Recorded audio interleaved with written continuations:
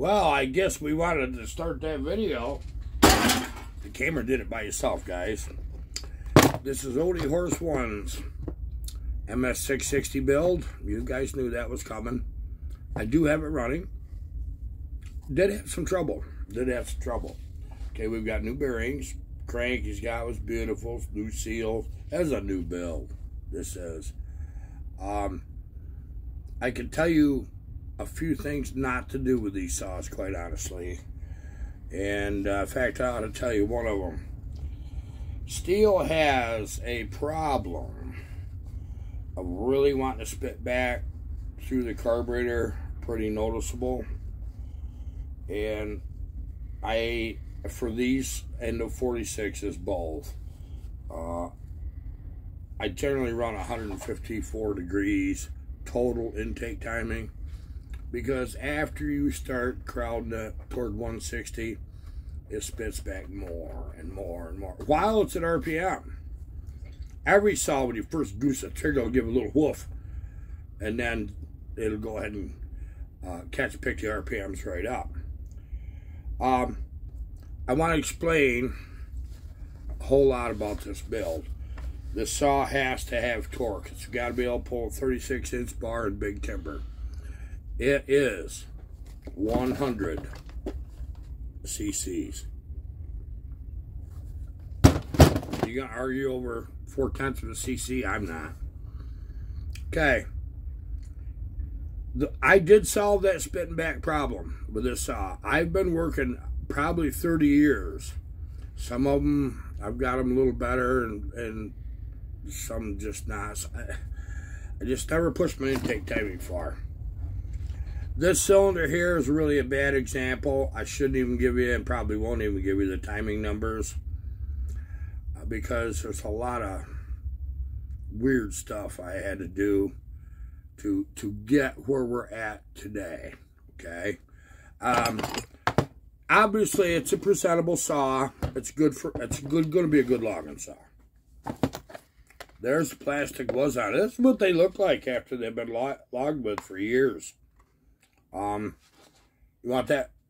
Hey, Dave, you want this back? You want this back, buddy? Hang on the wall. And from going on and off equipment, the skidders and stuff, this area here always gets broke. I've had several of them this break in these steels. The original tank has a crack in it that I was really afraid was going to develop into a leak. So what I did, put an aftermarket one on, aftermarket plastic.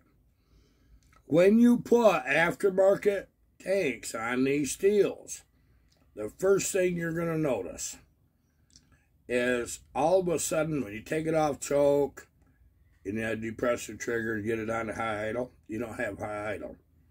You just don't.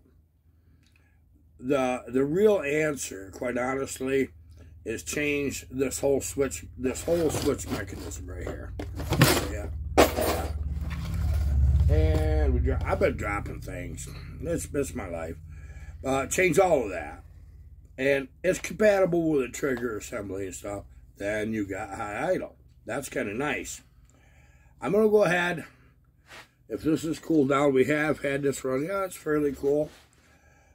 This is my third attempt. Yeah. This is the second cylinder, but third attempt to getting something right. I think we got it. Let's go ahead and start this. If it'll cooperate. You got to use decomp. You got no choice. So, let's just see if the old girl likes it.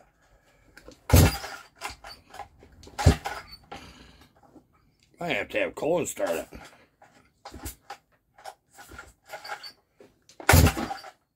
Yeah, we're going to have Colin start it. Okay, I think I can get it. I got him to fire it on choke. My arms are real sore. We've been doing a lot of extra work.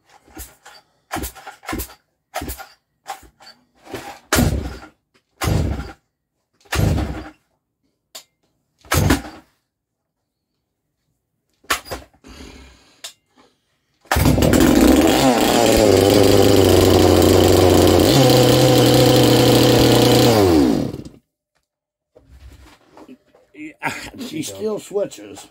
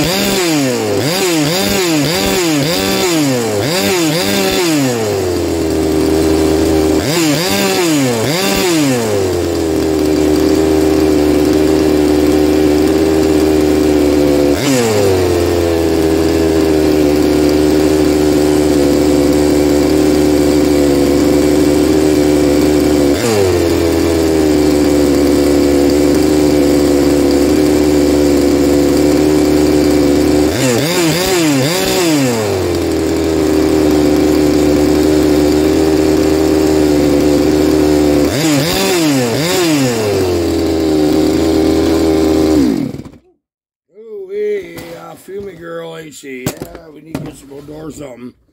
We might as well open the other one. Guys, little tuning, little running. We got a saw here, we really do. And a beautiful saw.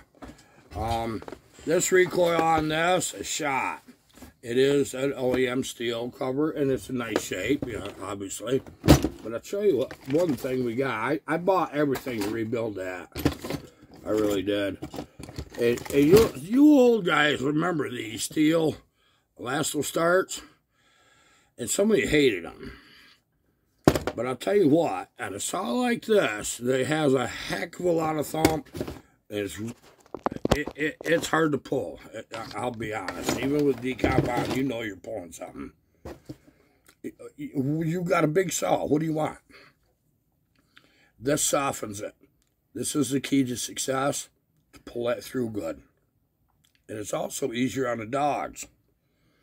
Yeah, you know, the starter paws. It's easier on them. And that's important. I'm going to set this saw out of the way. And we got some smoke in here. Colin, what you do? Smoking. That's smoking. Okay, we got this out of the way. Now let's, I got to blow my hands off here.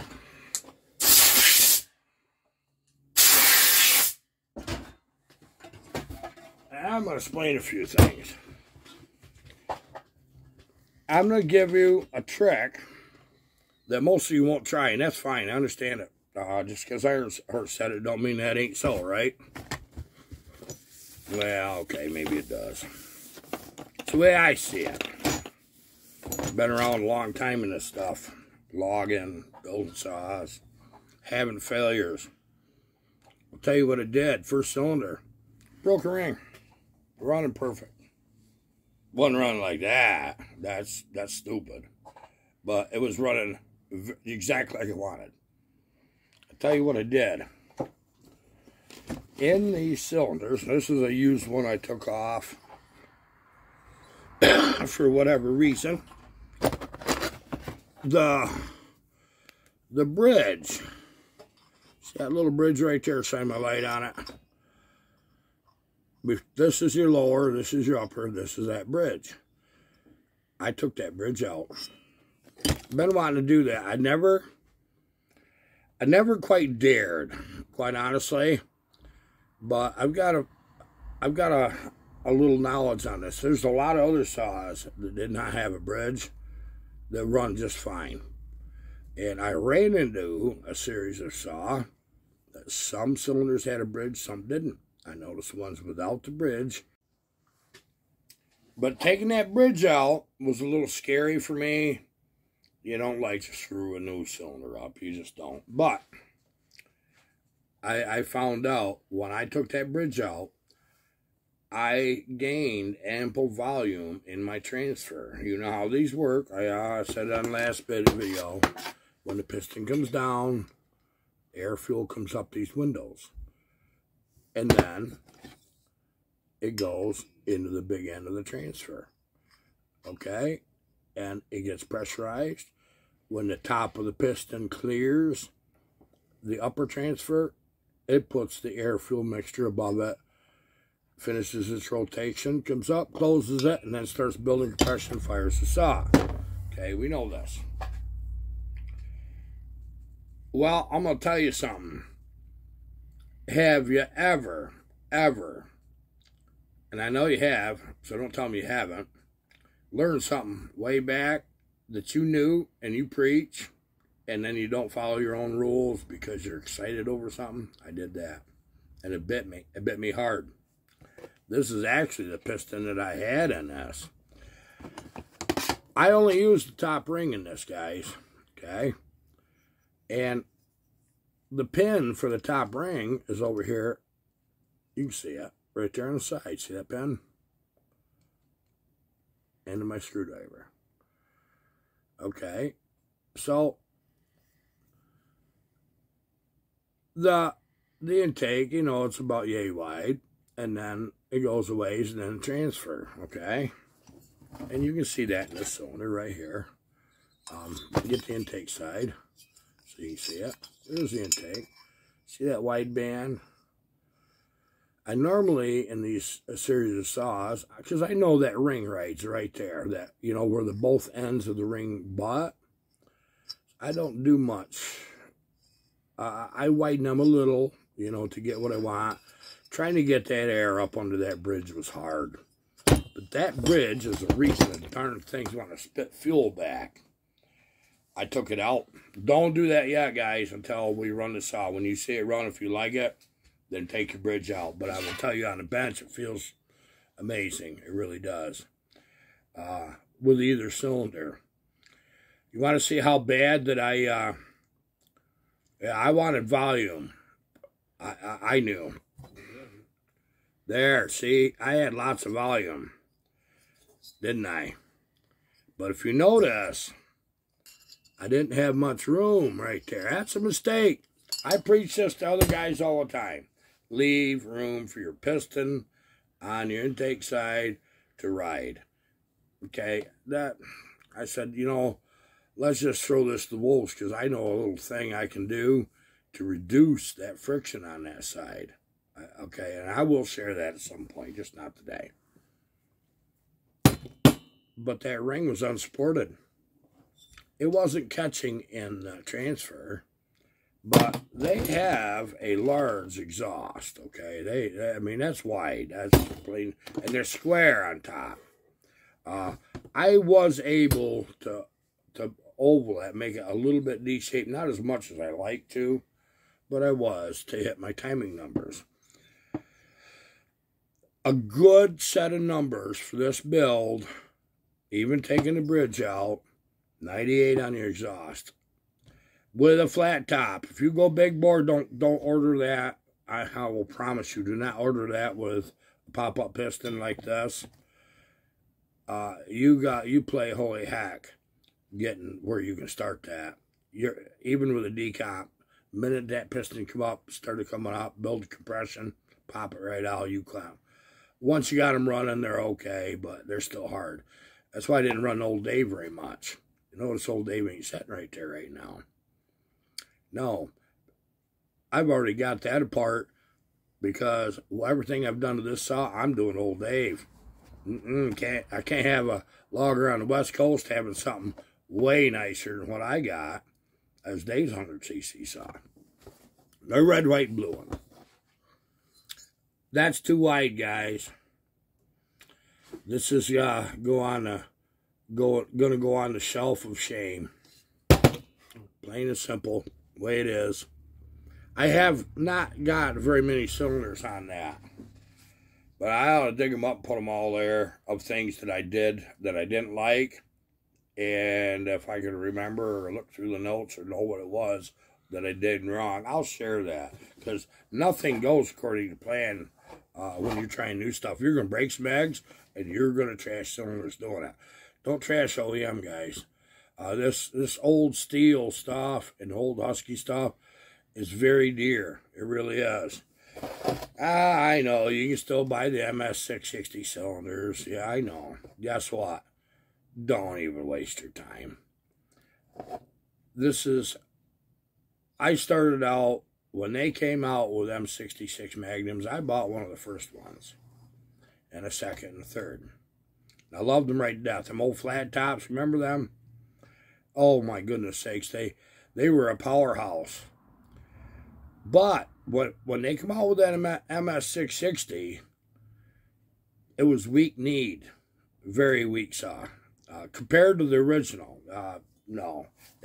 Those of you that are lucky enough, like I am, to actually have a saw with the OEM early cylinder on that, before EPA, before emissions, know what I'm talking about. And then when you got the ms660, they had to gut it, detune it, do all kinds of crazy things to try to meet the emission standard at that time.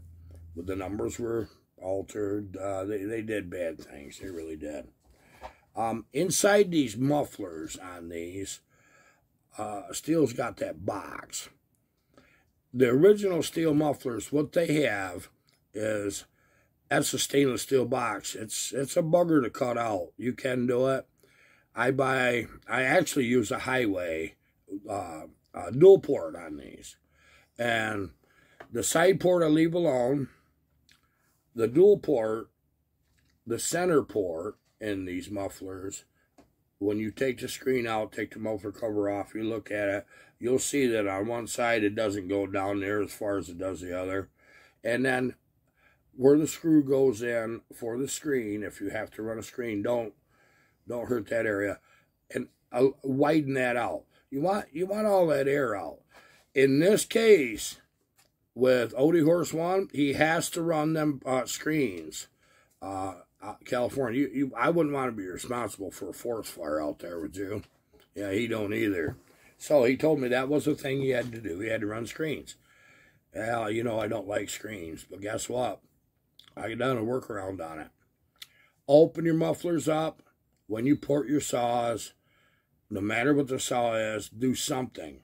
Even if you don't think it gives you more horsepower, get the heat out of the frickin' saw. Just get it out. You'll be just so much better off the minute you do that. Now, the pre-runner to the 66 Magnum flat top was the old 64. I was aware of that saw and had run them bucking logs. And I liked that saw a lot. You can build an old 64 into a real RPM king if you want to. Of course, you notice this one is already 100cc. What do you think it's running? I don't know. I know probably best guess without attack 13.5 peak. We're looking at 12,000 in a cut is really what I want. Their peak was 12.5, I believe. Compression ratio. Don't do things to really increase it. This particular one is kind of special. I had to do awful things. Things you shouldn't do.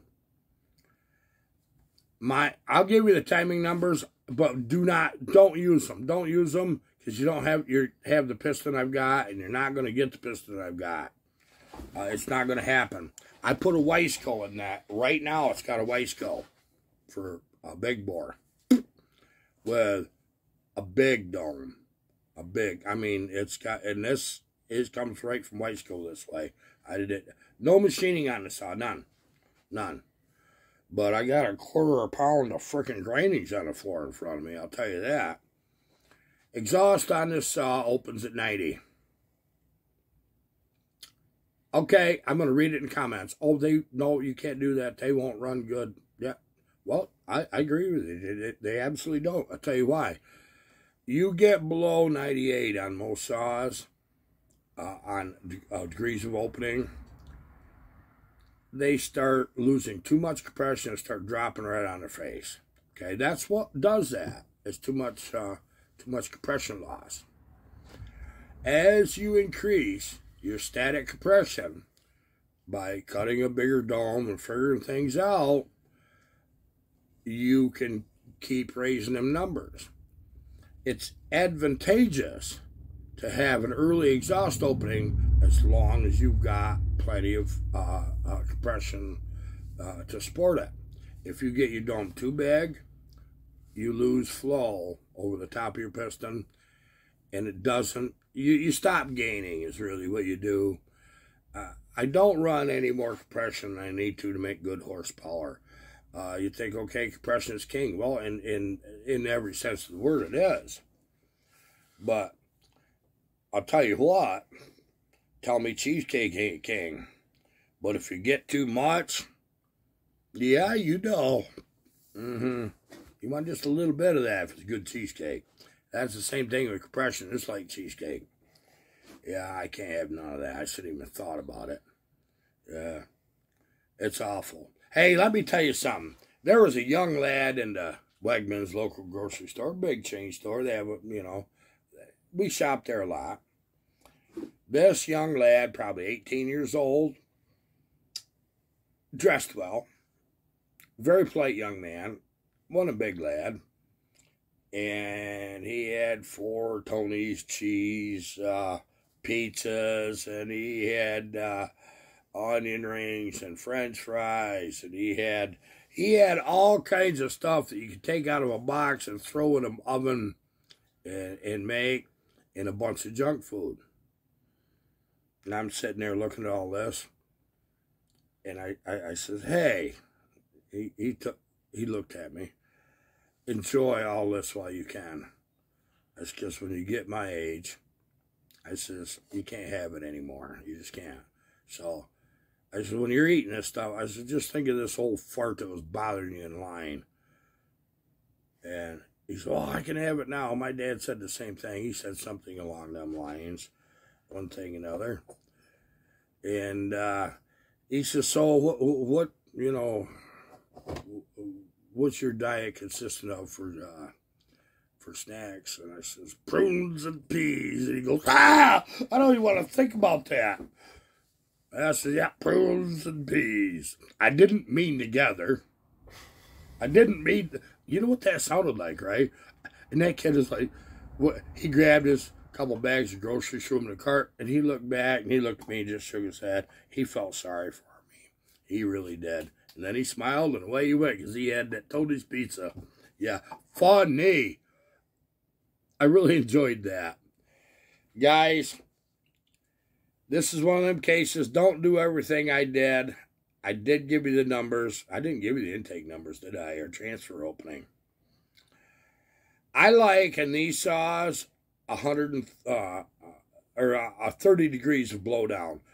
I like my exhaust to open at 98, 28, 30 degrees, not under 25. They start falling on their butt. They do. And smaller saws, if you start pushing down to 20, you're mixing too much air-fuel mixture with your exhaust gases. They're not out of the saw yet, especially if you have 101, 102 opening or more. It doesn't get a chance. Open the exhaust a little early. Let that transfer timing be just a little late. Big transfers, the reason I do them, well, that allows me to open them a little later. Get the pressure wave of the exhaust out. Then the transfer is open. And shove the rest out. Rest of the exhaust out. So when you complicate things, have a late exhaust opening and early transfer, you're mixing air, fuel with exhaust. And the saw will run just fine. Just won't cut. So that's what's going on there, guys. So my intake timing And now you know I got a 160-degree rule. This is a special build, special saw. I don't know as I like what I got, but I'm trying it, just see what happens next. When we run it in the wood, we're going to know, aren't we? As ain't no coming back from that. Then we'll know if this is a good idea.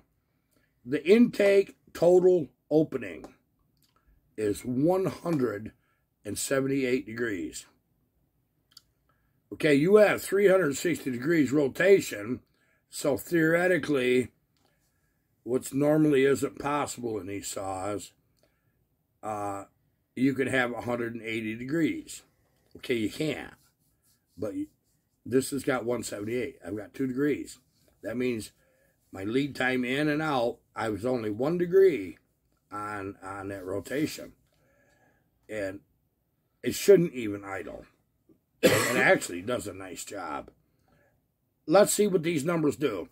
If I do another cylinder, I promise you, you'll see numbers a little more reasonable. I'll probably run 168 degrees total opening on the intake, 98 degrees on the exhaust. I'll make darn sure I don't have too much compression. I'll use a flat top. Even if I got to cut a disc piston, I'm threatening to do that. I will. Yeah, everybody's going the other way. I'm going down. I want less. I want to be able to start the darn thing. odiehorse wants to be able to start it too. But it does sound amazing, doesn't it? Yeah, I mean, well, let's see what it does in the cut. Guys, thank you so much. Thanks for being here. Have a happy 4th. We got a 12-pound brisket that we got to try to eat today in the smoker. It's going to have to suffer. We're just going to have, there's 3 of us. We might have leftovers. Let's see. Okay, goodbye.